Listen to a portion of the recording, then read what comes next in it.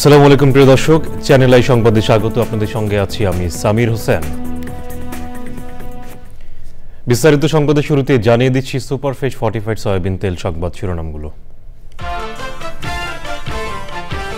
সশস্ত্র বাহিনী দিবস আজ। ৭১-এর এই দিনে পাকিস্তানি বাহিনীর বিরুদ্ধে সম্মিলিত আক্রমণ সূচনা করে সেনা, নৌ, বিমান বাহিনী। জলবায়ু সম্মেলনে শেষ মুহূর্তের আলোচনা ও দর কষাকষি। জলবায়ু অভিঘাতে মানসিক স্বাস্থ্য ঝুঁকির বিষয় অন্তর্ভুক্তিতে বাংলাদেশের দাবি।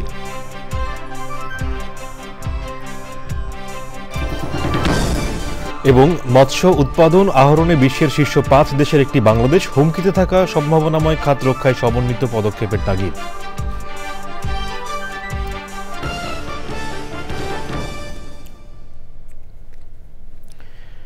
সংবাদ শিরোনামগুলো জানাচ্ছিলাম। এখনকার এই সংবাদ আয়োজন একই সঙ্গে চ্যানেল আইয়ের ইউটিউব চ্যানেলে এবং চ্যানেল আইয়ের ওটিটি প্ল্যাটফর্ম আইস্ক্রিনে লাইভ স্ট্রিম হচ্ছে।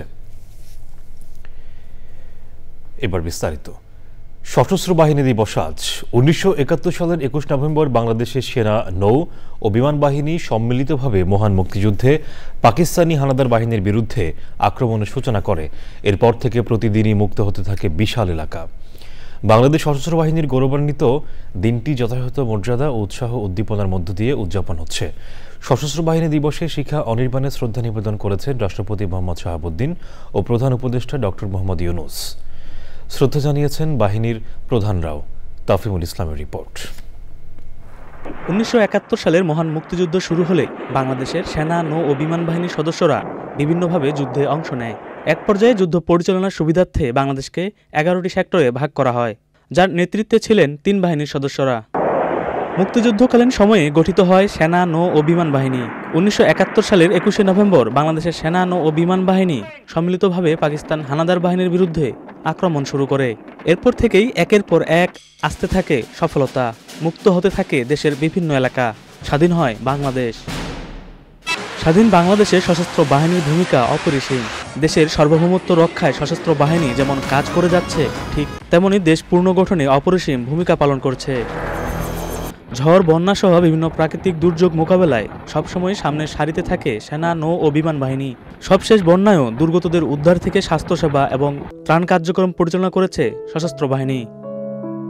দেশের গণ্ডি পেরিয়ে বিশ্ব শান্তি রক্ষায়ও কাজ করে যাচ্ছে বাংলাদেশ সশস্ত্র বাহিনী। জাতিসংঘ শান্তিরক্ষা মিশনে শীর্ষ অবস্থানে রয়েছে বাংলাদেশ, যার মাধ্যমে একদিকে যেমন দেশের ভাবমূর্তি উজ্জ্বল হচ্ছে, অন্যদিকে আয় হচ্ছে বৈদেশিক মুদ্রা। দিবসটি উপলক্ষে রাষ্ট্রপতি ও সশস্ত্র বাহিনীর সর্বাধিনায়ক মোহাম্মদ শাহাবুদ্দিন এবং প্রধান উপদেষ্টা অধ্যাপক ডক্টর মোহাম্মদ ইউনূস বাণী দিয়েছেন। তাফিমুল ইসলাম, চ্যানেল আই, ঢাকা। আজারবাইজানের বাকুতে জাতিসংঘ বিশ্ব জলবায়ু সম্মেলন চলছে। শেষ মুহূর্তের আলোচনা ও দর কষাকষি। উন্নত দেশগুলোর আশ্বাস ও প্রতিশ্রুতির দিকে ক্ষতিগ্রস্ত দেশগুলো যখন তাকিয়ে, তখন সাইড ইভেন্টে উঠে এসেছে জলবায়ু অভিঘাতের কারণে বাংলাদেশের উপকূলীয় জনপদের দুর্যোগের তথ্য উপাত্ত ও সমাধানের প্রস্তাব। আজারবাইজানের বাকু থেকে আলিম আল রাজির রিপোর্ট। জলবায়ু পরিবর্তন পৃথিবীর প্রতিটি জনগোষ্ঠীকে প্রভাবিত করলেও এর সবচেয়ে বিরূপ প্রভাব পড়েছে নারীদের উপর। বিশেষ করে নিম্ন আয়ের দেশগুলোতে নারী, শিশু ও তরুণরা জলবায়ু সংকটের কারণে যে বহুমুখী সমস্যার সম্মুখীন হচ্ছেন তার অন্যতম পানি ব্যবস্থাপনা।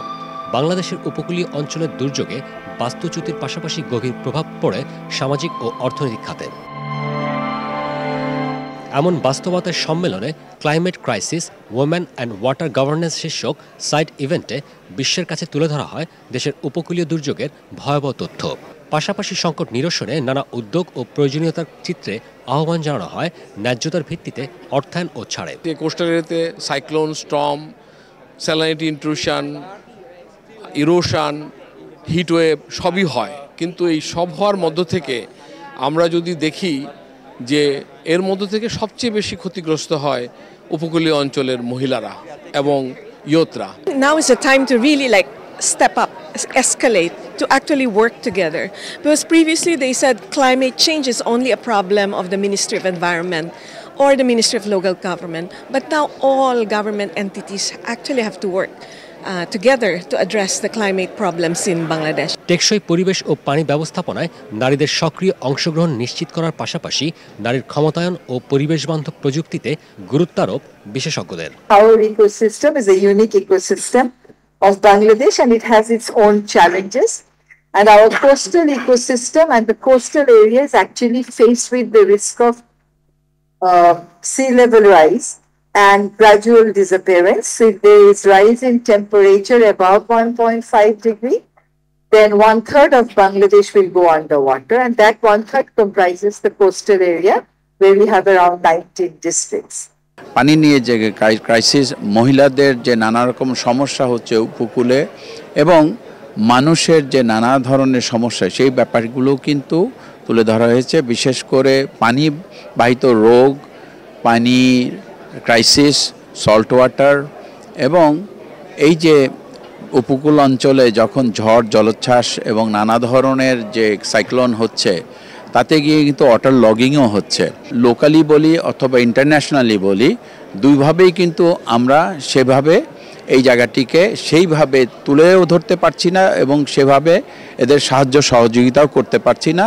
তো সব কিছু মিলিয়ে আসলে যত বেশি প্র্যাকটিক্যালি এই কাজগুলোকে এগিয়ে নিয়ে যাব, তাহলেই কিন্তু এই যে যারা ক্ষতিগ্রস্ত তাদের কিন্তু উপশম হবে এবং তাদের কিন্তু এই দুরবস্থার লাঘব হবে। সভ্যতা রক্ষায় চলমান আন্দোলনের বিপরীতে বিশ্লেষকরা বলছেন পানি ব্যবস্থাপনা, পরিবেশ রক্ষা এবং জলবায়ু অভিযোজনের উপর সচেতনতা ও শিক্ষামূলক কর্মসূচি গ্রহণ জরুরি।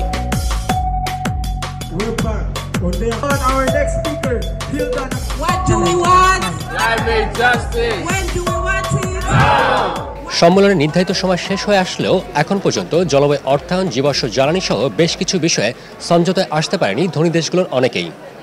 নানা ফোরামে চলছে আলোচনা ও দর কষাকষি। প্রতিশ্রুতি বাস্তবায়নে তাই অনড় রয়েছে জলবায়ু পরিবর্তনের কারণে ক্ষতিগ্রস্ত ও ঝুঁকিপূর্ণ দেশগুলো। আজারবাইজানের বাকু থেকে আলিম আল রাজি, চ্যানেল আই। জলবায়ু অভিজ্ঞতা সৃষ্ট মানসিক স্বাস্থ্য ঝুঁকির বিষয়টি ইউএনএফসিসিসি এর নীতিমালায় অন্তর্ভুক্তির দাবি জানিয়েছে বাংলাদেশ। জাতিসংঘ বিশ্ব জলবায়ু সম্মেলনে বাংলাদেশের উপকূলীয় অঞ্চলের জনগণের মানসিক স্বাস্থ্য সমস্যা বিষয়ে সাইড ইভেন্টে বক্তারা বলেন, বন্যা বা ঘূর্ণিঝড়ের মতো আকস্মিক দুর্যোগ মানুষকে বাস্তুচ্যুত করার পাশাপাশি তাদের জীবিকা, পরিবার ও সামাজিক বন্ধন নষ্ট করে দেয়। আজারবাইজানের বাকু থেকে আলিম আল রাজির আরও একটি রিপোর্ট।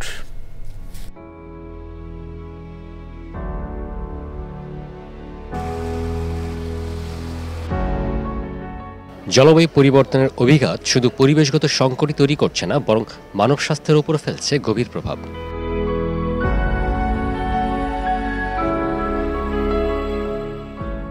মানসিক স্বাস্থ্য ঝুঁকির বিষয়টি যখন বৈশ্বিকভাবে আলোচিত, তখন বিশ্বমঞ্চে দেশের চিত্র ফুটিয়ে তুলতে সংযুক্ত আরব আমিরাতে আয়োজিত COP28-এর সাইড ইভেন্টে এ সংক্রান্ত থিমেটিক সেশন করে প্রকৃতি ও জীবন ফাউন্ডেশন। এরই ধারাবাহিকতায় বছর ঘুরে এবার বাকুতে ব্র্যাকের সাইড ইভেন্টে উঠে এলো জলবায়ু সংকট, আকস্মিক দুর্যোগ ও মানসিক স্বাস্থ্য সমস্যার যোগসূত্র ও উত্তরণে করণীয়। লস অ্যান্ড ড্যামেজের ফান্ডিংয়ের বিষয়টি গুরুত্ব পাবে এবং একই সাথে NCQG অর্থাৎ 25 সালের পরবর্তী সময়ে আসলে ডেভেলপিং কান্ট্রিগুলোর ডেভেলপ কান্ট্রি থেকে এই তাদের ন্যাপ NDC বাস্তবায়নের জন্য কি পরিমাণ অর্থায়ন পাবে সেটি একটা গুরুত্বপূর্ণ বিষয় হিসেবে দেখা দিবে। এবং ক্লাইমেট চেঞ্জের কারণে এই যে নানা ধরনের দুর্যোগ হচ্ছে উপকূলীয় অঞ্চলে, তাতে মেন্টালি কিন্তু অনেকেই এফেক্টেড হচ্ছে। এবং যে ব্যাপারটি 2023 সালে COP28-এ প্রকৃতি জীবন ফাউন্ডেশন প্রথম তুলে ধরেছিল, সেই ব্যাপারটি এবার ব্র্যাক ইন্টারন্যাশনালি যাতে এটা জোর দেওয়া যায় এবং এটা যাতে UNFCCCর পলিসিতে উঠে আসে, সে ব্যাপারটি তারা জোর দিয়েছেন এবার এই সাইড ইভেন্টে বাংলাদেশ প্যাভিলিয়নে।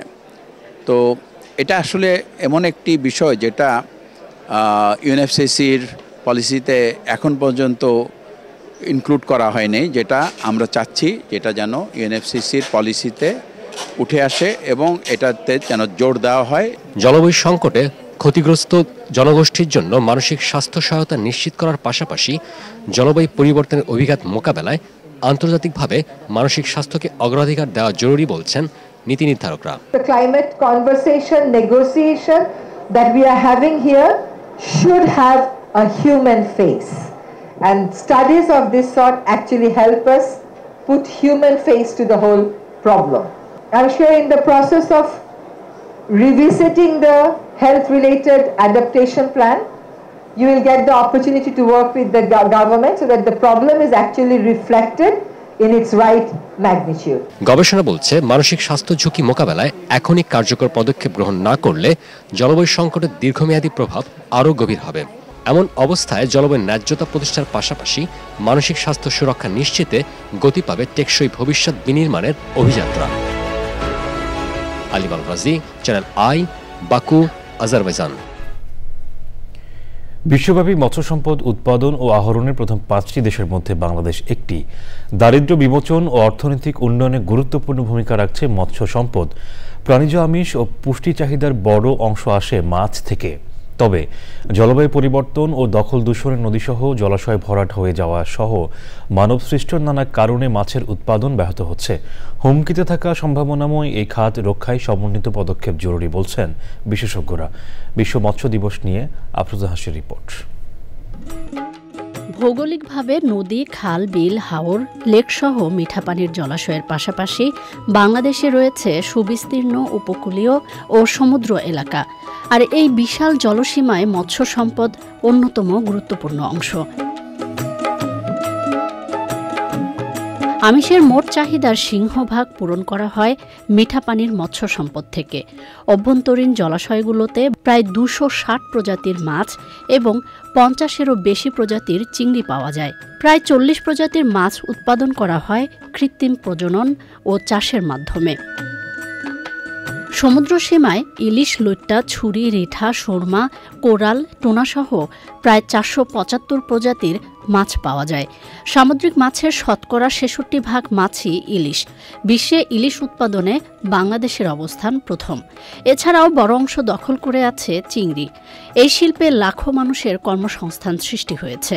অভ্যন্তরীণ চাহিদা মিটিয়ে ইউরোপীয় ইউনিয়ন, যুক্তরাষ্ট্র, জাপান সহ বিশ্বের প্রায় 52টি দেশে মৎস্য ও মৎস্যজাত পণ্য রপ্তানি করে অর্জিত হয় বিপুল বৈদেশিক মুদ্রা।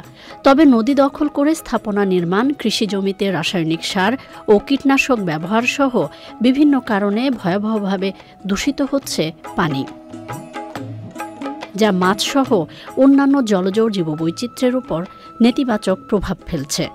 জলবায়ু পরিবর্তনের বিরূপ প্রভাবে অতিবৃষ্টি ও খরায়ও মাছের উৎপাদন ব্যাহত হচ্ছে।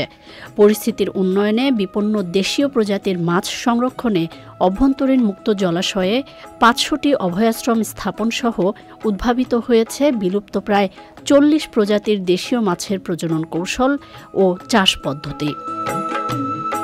29টি জেলায় ইলিশ সম্পদ উন্নয়ন ও ব্যবস্থাপনা প্রকল্প বাস্তবায়ন, প্রজনন মৌসুমে জাটকাসহ ইলিশ আহরণ নিষিদ্ধ করা এবং মাছ সংরক্ষণে বিভিন্ন আইন প্রণয়ন করেছে সরকার। মৎস্য সম্পদ সংরক্ষণে সচেতনতা তৈরিতে প্রতিবছর জাতীয় মৎস্য সপ্তাহ পালন করা হয়। মৎস্য খাতে উন্নয়নের ধারা অব্যাহত রাখতে উন্মুক্ত জলাশয়ের টেকসই সংরক্ষণ ও বিজ্ঞানভিত্তিক ব্যবস্থাপনা নিশ্চিত করতে হবে। সমন্বিত পদক্ষেপের মাধ্যমে বজায় থাকবে মাছে ভাতে বাঙালির সংস্কৃতি, ইতিহাস ও ঐতিহ্য। আফরোজা হাসি, প্রকৃতি ও জীবন ডেস্ক, চ্যানেল আই। দর্শক, বিশ্ব মৎস্য দিবস 2024 নিয়ে বিশেষ আয়োজন দেখবেন আজ রাত 10:15 প্রকৃতি ও জীবন অনুষ্ঠানে। সারা দেশেই নগর জীবনে সবুজের ঘাটতি দূরীকরণ, নিরাপদ খাদ্য আর মানসিক প্রশান্তি সৃষ্টির উৎস হয়ে উঠেছে ছাদ কৃষি। এই তালিকায় এবার যুক্ত হল রংপুরের চিফ জুডিশিয়াল ম্যাজিস্ট্রেট ভবন।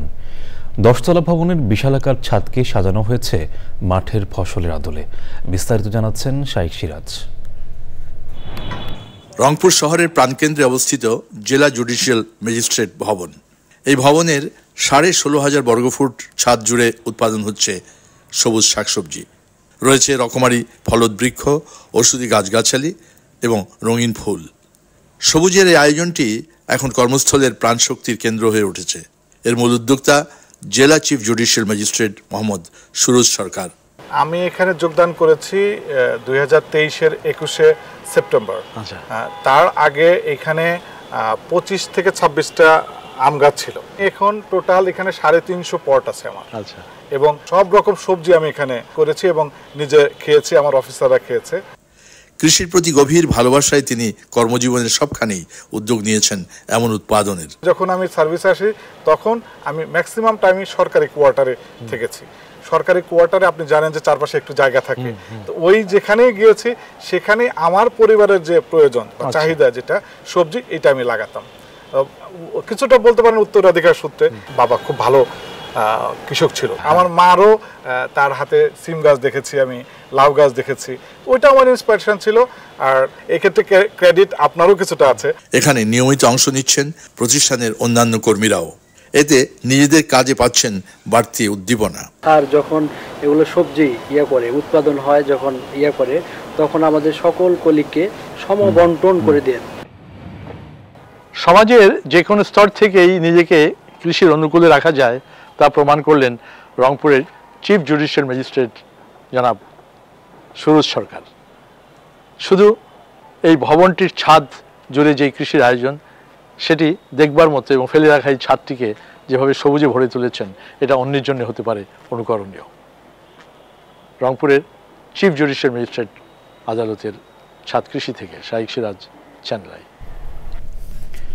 দর্শক, এ নিয়ে বিস্তারিত প্রতিবেদন দেখবেন আজ বেলা 3:05 হৃদয় মাটি ও মানুষের ডাক অনুষ্ঠানে। সংবাদের এই পর্যায়ে নিচ্ছে বিরতি, আর বিরতির পর জানিয়ে ফিরছি 10 দলের অংশগ্রহণে 3রা ডিসেম্বর মাঠে গড়াবে ফেডারেশন কাপ ফুটবল। প্রাথমিক রাউন্ডে একই গ্রুপে ঢাকা মোহামেডান ও আবাহনী।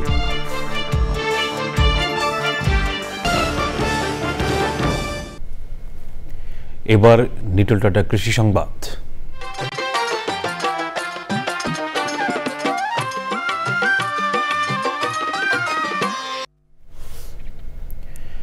বরগুনায় রিলে পদ্ধতিতে গম চাষ হচ্ছে, অর্থাৎ আমনের ভেতরে গম ছিটিয়ে ধানের জমিতে আবাদ করা হচ্ছে গম। একসময় উপকূলের লবণাক্ত পতিত জমিতে বর্ষা মৌসুমে শুধু আমন ধান হতো। ধান কাটার পর আর কোনো ফসল না হওয়ায় বছরের অর্ধেকটা সময় জমি পতিত থাকত। ফসলি জমির ব্যবহার বাড়াতে এই পদ্ধতি। বরগুনা থেকে হাসান ঝন্টুর পাঠানো তথ্য ভিডিও চিত্রে আল মকসিদের রিপোর্ট। রিলে পদ্ধতিতে উৎপাদিত গম শুধু বাড়তি ফসলই দিচ্ছে না, পাশাপাশি মাটির লবণাক্ততা কমাতেও সহায়ক ভূমিকা রাখছে।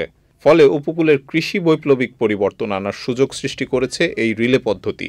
শুধুমাত্র কৃষক রিলে গম চাষের বদৌলতে শুধু একটা বাড়তি ফসল গমই পাচ্ছে না, সেই সাথে তার জমির লবণাক্ততাও মাত্রাও কমে যাচ্ছে। এটি একটি ভালো ইঙ্গিত এই উপকূলের কৃষকদের জন্য। যদি সে কৃষক উপকূলে এই রিলে গমের পদ্ধতিতে রিলে গম চাষ করে, তাহলে আমন ধান পাবে এবং গম পাবে। এছাড়াও বিনা চাষে কম খরচে বেশি ফসল পাওয়ায় এক ফসলি জমি রূপান্তরিত হয়েছে 2 ফসলিতে। লবণাক্ততার কারণে শুধু ধানের পর অন্য কোনো চাষ হতো না। এরপরে এই সার আসলো, তারপর পরামর্শ দিল যে এরকম পদ্ধতিতে গম চাষ করলে আবার জমিগুলো খালি থাকবে, ওগুলো আর খালি থাকবে না। এরপর তার কথা মতো আমরা চাষাবাদ করলাম। গম চাষ করার পরে 1 বিঘে জমিতে প্রায় 5,000 টাকার মতো খরচ হয়, তাই প্রায় 20,000 টাকার মতো গম আসে। গেলবার যারা হালাইছে, হ্যাঁ গো খুব ভালো হয়েছে, হারা লাভবান হয়েছে, এই দেখে এবার আমিও সেই চাষ করব। এখন বছরব্যাপী ফসল হওয়ায় উপকূলের অনেক এলাকার চিত্র বদলাতে শুরু করেছে। ফিরতে শুরু করেছে কৃষকদের আর্থিক সচ্ছলতা। এই প্রক্রিয়ায় আগামীতে উপকূলের কৃষি অর্থনৈতিক সমৃদ্ধ হয়ে উঠবে, এমনটাই আশা সংশ্লিষ্টদের। আল মুকসিদ, চ্যানেল আই। এবার প্রকৃতি সংবাদ।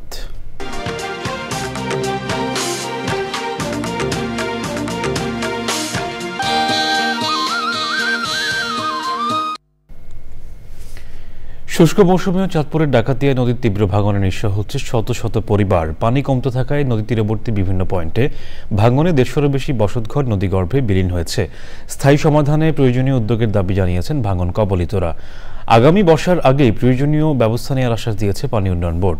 মোর্শেদ আলমের তথ্য ভিডিও চিত্রে আফরোজা হাসির রিপোর্ট।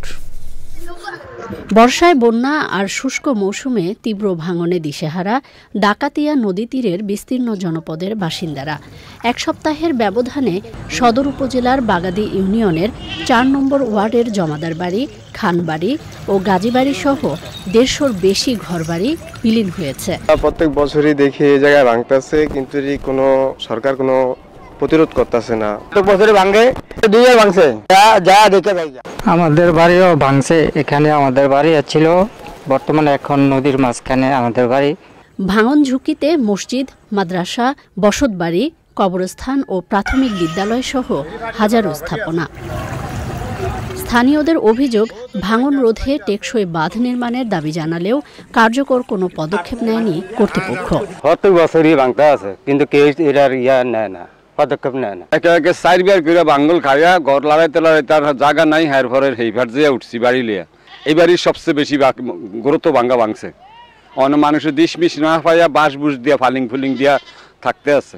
ভাঙন কবলিত এলাকায় স্থায়ী বাঁধ নির্মাণের আশ্বাস দিয়েছে পানি উন্নয়ন বোর্ড। সমীক্ষার আলোকে আমরা 172 কোটি টাকা ব্যয়ে ডাকাতিয়া নদী পুনর্খনন এবং প্রতিরক্ষা কাজের একটা ডিপিপি কিন্তু প্রস্তাব করেছে এবং এটা পানি সম্পদ মন্ত্রণালয়ে রয়েছে। যদি আমরা অনুমোদন পাই তাহলে এই সমস্ত এলাকায় আমরা কাজ বাস্তবায়ন করলে এই এলাকার নদী ভাঙন রক্ষা পাবে। জীবন জীবিকা রক্ষায় ভাঙন রোধে দ্রুত বাঁধ নির্মাণ ও পুনর্বাসনের দাবি জানিয়েছেন ভুক্তভোগীরা।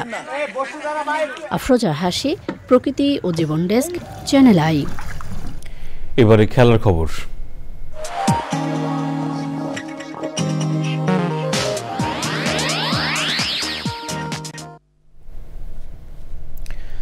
দশ দলের অংশগ্রহণে ৩রা ডিসেম্বর থেকে মাঠে গড়াবে বসুন্ধরা ফেডারেশন কাপ ফুটবলের আসর। টুর্নামেন্টের প্রাথমিক রাউন্ডের গ্রুপিংয়ে একই সঙ্গে গ্রুপ বিতে আছে টুর্নামেন্টের সবচেয়ে সফল 2 দল ঢাকা মোহামেডান ও আবাহনী লিমিটেড। তাদের গ্রুপ সঙ্গী হয়েছে চট্টগ্রাম আবাহনী। বি গ্রুপে মোহামেডান ঢাকা আবাহনী ম্যাচ হবে আগামী 7 জানুয়ারি। শেখ রাসেল ক্রীড়াচক্র ও শেখ জামাল ধানমন্ডি ক্লাব টুর্নামেন্টে অংশ নিচ্ছে না। ঢাকার বসুন্ধরা কিংস অ্যারেনা, কুমিল্লা শহীদ ধীরেন্দ্রনাথ দত্ত স্টেডিয়াম ও ময়মনসিংহের রফিক উদ্দিন ভূঁইয়া স্টেডিয়ামে অনুষ্ঠিত হবে ম্যাচ। সপ্তাহের প্রতি মঙ্গলবার খেলা হবে। ফাইনাল 2025 সালের 2রা মে অনুষ্ঠিত হবে। তবে ভেন্যু চূড়ান্ত হয়নি। প্রতি গ্রুপে সেরা 2 অর্থাৎ 4 দল ফ্র্যাঞ্চাইজি ক্রিকেটের ফরম্যাটে কোয়ালিফায়ার ও এলিমিনেটর খেলে ফাইনালের টিকিট পাবে।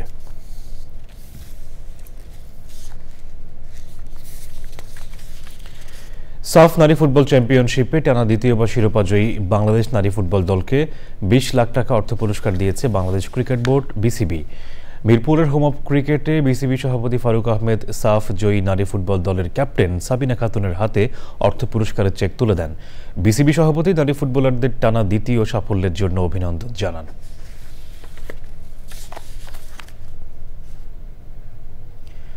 বাংলাদেশ নারী ক্রিকেট দলের বিপক্ষে 3 ওডিআই এবং সমসংখ্যক টি20 ম্যাচের সিরিজ খেলতে 22 নভেম্বর ঢাকা আসছে আয়ারল্যান্ড নারী ক্রিকেট দল।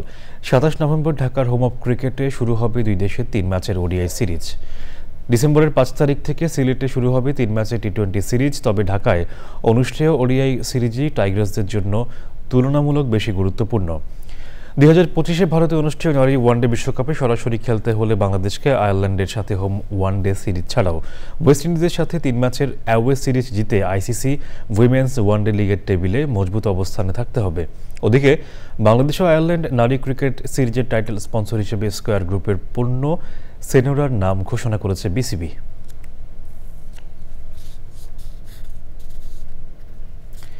শেষ করার আগে সুপারফ্রেশ ফর্টিফাইড সয়াবিন তেল সংবাদ শিরোনামগুলো জানিয়ে দিচ্ছি আরও একবার। সশস্ত্র বাহিনী দিবসে শিক্ষা অনির্বাণে রাষ্ট্রপতি ও প্রধান উপদেষ্টার শ্রদ্ধা। মুক্তিযুদ্ধের গৌরবান্বিত দিনটি যথাযোগ্য মর্যাদায় উদযাপন। জলবায়ু সম্মেলনে শেষ মুহূর্তের আলোচনা ও দর কষাকষি। জলবায়ু অভিঘাতে মানসিক স্বাস্থ্য ঝুঁকির বিষয়ে অন্তর্ভুক্তিতে বাংলাদেশের দাবি।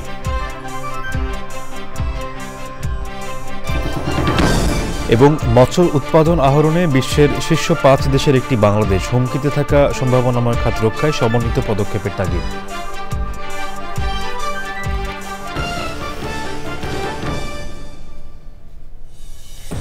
দর্শক, চ্যানেল আইয়ের সর্বশেষ সংবাদ জানতে ভিজিট করুন channelionline.com-এ।